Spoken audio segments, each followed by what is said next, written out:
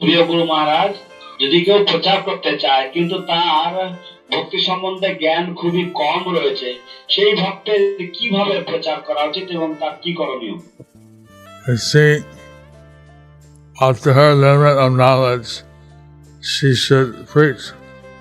দেখো, জ্ঞানের অন্তিম নির্দেশিকা হচ্ছে যে তোমার প্রচার করা উচিত, But she should not speculate. কিন্তু সেই ব্যক্তি প্রচারের সময় তার মানসিক জল্পনা কল্পনা করা উচিত নয়।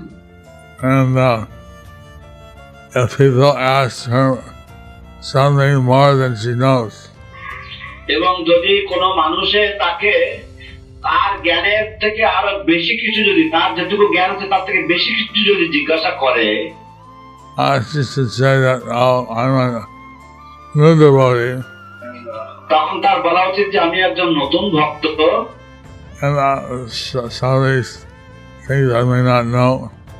এবং অনেক কিছু বিষয় রয়েছে যেগুলি হয়তো আমার জানা নেই, আমি জেনে নিয়ে আপনাকে বলবো।